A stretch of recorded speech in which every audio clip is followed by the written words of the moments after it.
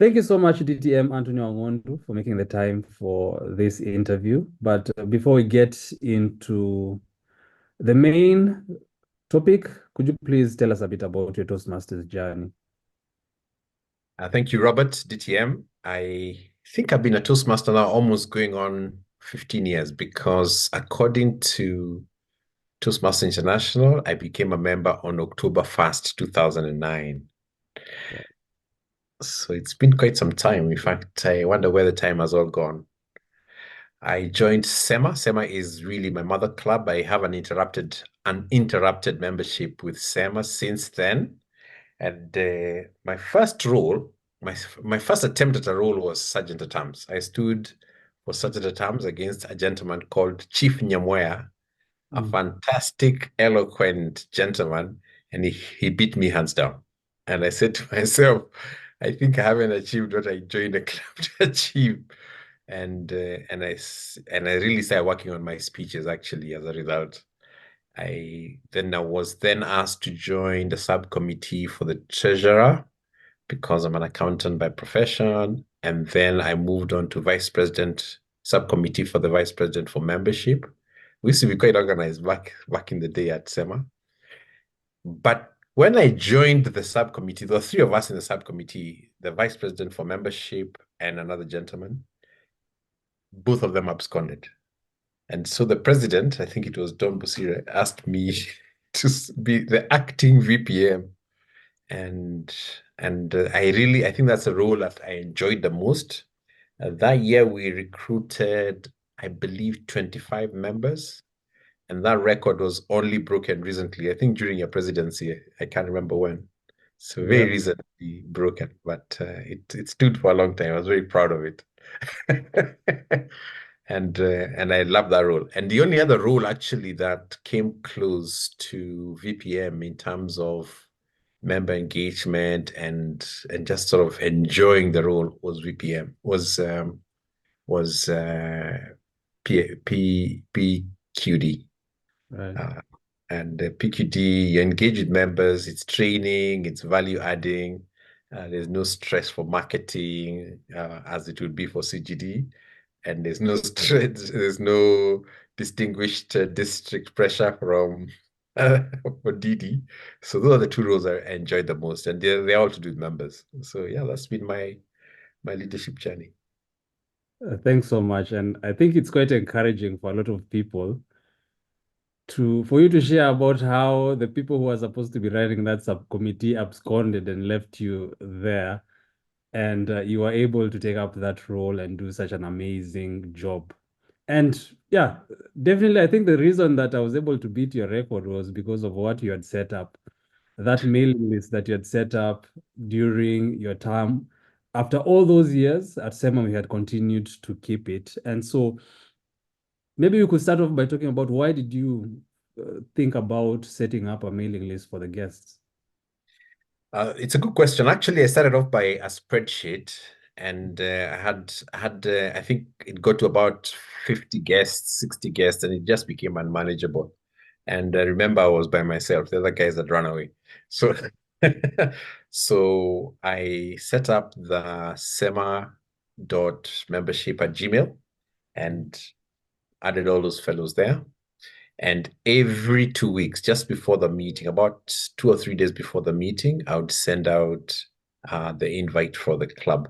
And this was before we had all these fancy, interesting ideas like Canva and all that. It was just a generic email saying, SEMA invites you to its next meeting. Our TMOD is going to be so and so, and this is our theme. Very simple, very straightforward. There are people who received that email for years and years and years. They remember it and they never joined. Right. Surprisingly. And but I found it to be a very interesting list. Some of those people became friends. Just was it about 6 months ago? I got a I got somebody contacted me from that list because I remember the name. I remember the name from that list and said and asked me whether I still work for Davis and Shirtliff and whether we still both do boreholes. And I hooked them up with whoever needed to help them. And then I later discovered that that lady actually married another gentleman who only visited the club once or twice, again from the list. So it's a fantastic list. It does magic.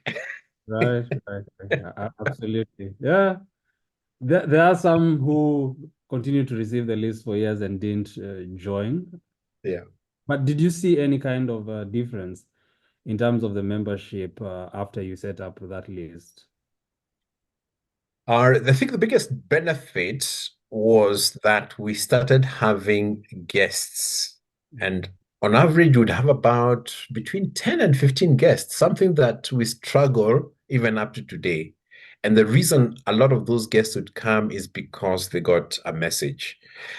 This was before WhatsApp became popular. So really, if you are not sending somebody a message on SMS, you are sending them an email. So email was still pretty powerful back in the day, and people would check their emails on a regular basis. So they go to their Gmail and see what messages are there, and what happened was that people then pass on the message. You'd forward it to somebody else.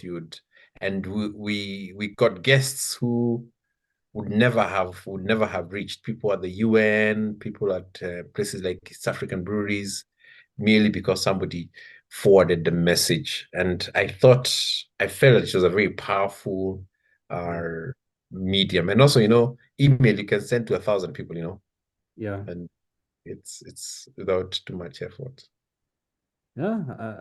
Yeah. It is quite amazing. I remember, yeah, we definitely used to enjoy those numbers of guests at our meetings and definitely putting in that effort to invite people for the meeting Mhm. does pay off for the club being intentional. Maybe you said back in the day, email used to be popular, and now we have WhatsApp. Have you had time to reflect on whether it is better to have an email list or whether the friends of a club WhatsApp group works better in terms of inviting guests? That's another very interesting question. I'm now the president of Thika Toastmasters, and we have really struggled to get guests coming on a regular basis, getting the message out, and wondering which is the best way, whether to use emails or to use the friends of WhatsApp, the group friends of the club, our WhatsApp group. And surprisingly, the people who tend to turn up for the meeting are not from that group. There are people who are your friends because they saw your message on a WhatsApp, or what do you call that thing where you Status, yeah. status, yeah. So everyone, whenever I ask at the beginning of the meeting, how did you find out about the meeting? I was invited by a friend. So somebody forwarded a message or forwarded an email, or I saw this on my friend's WhatsApp status. What has happened, I think, is that we're reaching a point of WhatsApp group fatigue. Right. So a lot of people don't read anything that's in the WhatsApp group. You open it, you see 15 messages, you know that once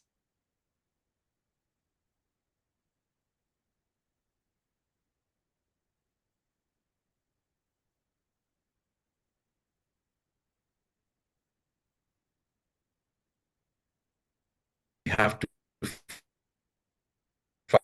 one has on average 10 active groups that they're in at any one time, and another maybe 30 or 40 which are just in the background, that you joined because of somebody's party or somebody's funeral or fundraiser. So there is group fatigue, and it is time to rethink how to engage with guests and potential members. Yeah, absolutely. I love that insight of, and I think encouraging our members to make use of their status.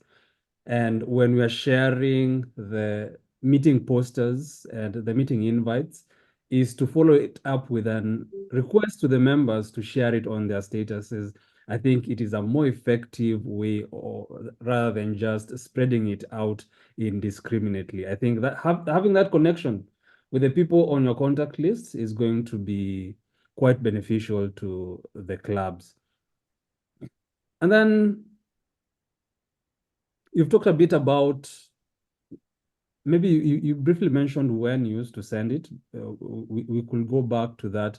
When do you think would be the ideal time to send out that invite to the people that you have on your guest list or even on the WhatsApp group? And how often do you think it would be ideal to communicate with them? That's a good question because when it was email only, we used to send it 3 days before the meeting. So, for example, we'd send it on Monday mornings, one for the Wednesday evening meeting, and people would sort of, it's fairly close to the meeting. You can plan yourself around it, and you'll be able to make the meeting. Nowadays, I think I've been trying something interesting in that we're now sending direct messages to our guests. So you take that WhatsApp message, the poster, and forward it to specifically to the members. It's almost like an email now, and invite them for the meeting. And we find that the ones that go 2 days before the meeting are most effective because people tend to plan their days at least 2 days in advance. Like if today's Wednesday, no, today's Tuesday, I'm already thinking what do I want to do on Friday? And if I don't have anything on Friday and you invite me for a drink, I'll come, right? But Mhm. if you call me on Thursday afternoon, much as I would love to spend an evening with you, I'll have to say no. So there has to be at least 2, 3 days uh, sort of notice period.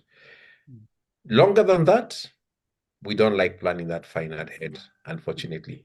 Right, Yeah. right. Yeah, absolutely. I think 2 days will be ideal.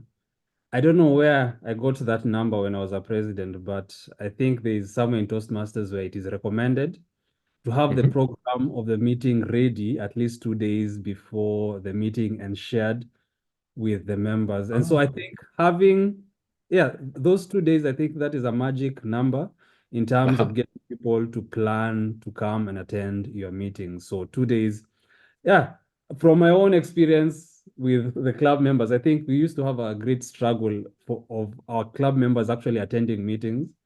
And so that is why we decided to be having the program out 2 days Yeah. beforehand, that people are Right. reminded that we are going to have a meeting.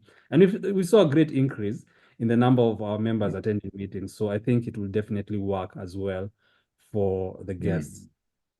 I think maybe as we come to a close, we could talk about who will be responsible for managing these lists and what do they need to do on a regular basis.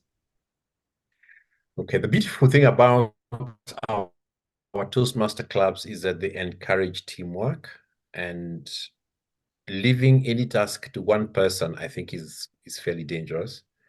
And I would say a combination of the club, a VPM, the treasurer, and possibly the sergeant at arms. Usually at the end of the meeting, the sergeant at arms will collect some contact numbers, especially as people pay the guest fee and they sign in the book. The treasurer possibly will get the list so that they can balance their books for the club. And then, as vice president for membership, you really should be tracking both guests and member attendance. So, if you work together as a team, then you can also be accountable. When you're working by yourself and you forget to record the meetings, no one is going to check on you. Maybe at the end of the month, when the president calls a meeting, you may say, "Oh yeah, I did it."